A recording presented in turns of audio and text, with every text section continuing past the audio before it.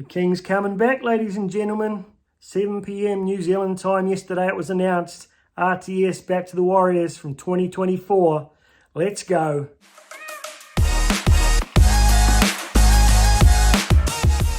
Hey team, welcome back to a bit of a special edition of the Warriorholic here. Off the back of a 14-hour overnight flight, no sleep for 28 hours. Coming home from Japan yesterday, but too good of an event here not to have a quick chat about. Getting the King back to Mount Smart there. One of the greatest fullbacks we've seen come out in New Zealand, coming back to the Warriors. At this stage for 2024, but depending on how things play out with him in the Rugby World Cup squad, I have every hope we might see him for the back half of the season this year. So, first up, amazing to have a guy of that X-Factor experience coming back in. I think we still have lacked a little bit of a X-Factor in the squad at the moment. Guys have been grinding out these tough wins, but we just need those players who can blow things open. And that's something that RTS does. I think for the last couple of years at the club, he was carrying the whole team, doing way too much, was often too tired to really have that impact that his X-Factor had to offer. I think now with the squad we've got and everyone working hard, taking up their share of the workload, RTS would be freed up to really start to show some spark like he used to at the Roosters. So exciting times for me, but RTS coming back throws up some interesting conundrums. CNK versus RTS. Which one of them ends up at fullback? Which one goes to centre? For me, I initially think RTS, purely for his back, his defence at the back there and the ability to coordinate the numbers. CNK, great defender, as one-on-one or like handling his own D, but I think he struggled a little bit to coordinate the D over the past few weeks and has left a couple of holes there that have caused overlaps and led to tries. So, RTS still coming back to the game, but who knows? I think if it's, looking at next season, he would be my choice, CNK to the centres there. The next conundrum, what happens with Tuaupiki? His contract is only for this year with a club option for next year. I really want to keep him here. He's just a massive X-Factor, high potential player for the future, but is he patient enough to stay here? He's not 19, 20 years old. I think he's about 24 now. Is he prepared to commit and put in the hard work behind two of the really, most solid fullbacks in the game at the moment? I'm hoping so, because I don't want to lose him. He's just got some genuine game-breaking ability. Very Reece Walsh-like for me. So I hope we keep him, and I hope we've got a plan to keep him happy. The other conundrum is we currently have Montoya and Pompey coming off contract. In the other centres, we've got Rocco Berry, who's had limited chances through injury and COVID. We've got Williami signed up for a couple of years and Viliami Vaila signed up for another couple of years. So I think we've got a couple too many there. My personal choice is I'd love to see Montoya and CNK as our centre partnership there. Both really dynamic runners, full of energy, hard-working, tackle-breaking, both pretty solid on D, both able to distribute and put people away. Montoya has been the most solid back, full stop, if not the most solid player for the club over the past couple of years, probably only behind Tohu. So he would be a priority for me to sign. What happens with Pompey? Tough call there. As much potential as he's starting to show, I don't know if you can just keep him on potential and let a guy who's like proving himself week in, week out in Pompey. Williami is a great solid backup, but I don't think, he's not world class.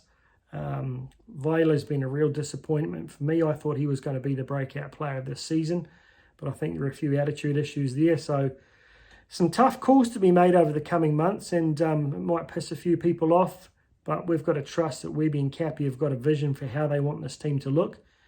If I'm honest, I still feel like we're a genuine blistering pace outside back winger.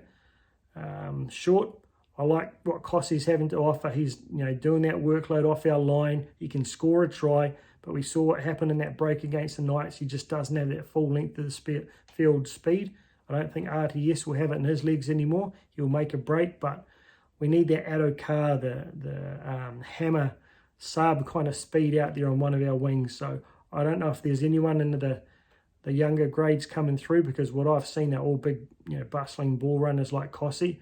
I'm not sure how quick Setu is. He'd probably be the quickest out of a lot of them, but that's one area I'd still like them to be thinking about. So if you added in that, blistering but big winger, like, we're not getting the Fox, but someone of that mould on one wing there with Costi on the other, CNK and Montoya in the centres, RTS at the back, Tamati Martin or Metcalf in the halves there with Johnson, that matches it with pretty much any backline in the comp for me. The other area I'd still think the club are looking at for this year is to fill in one more experienced high-impact forward. Cappy pretty much said as much. And for me, I'm looking for a really smash it up the guts and draw 4 or 5 players in an offloading ability back rower rather than a prop. I think we've got guys who can cover prop, they can hold the middle, but at the moment we're lacking that, Kalamatangi or a kick-out type player, or like an Ali Lauatiti, that real penetrating runner. We've got really solid guys out on each edge there in Ford and Marata. We've got high energy guys coming off the bench. We've got Tohu's just a workhorse and he's got ball playing ability.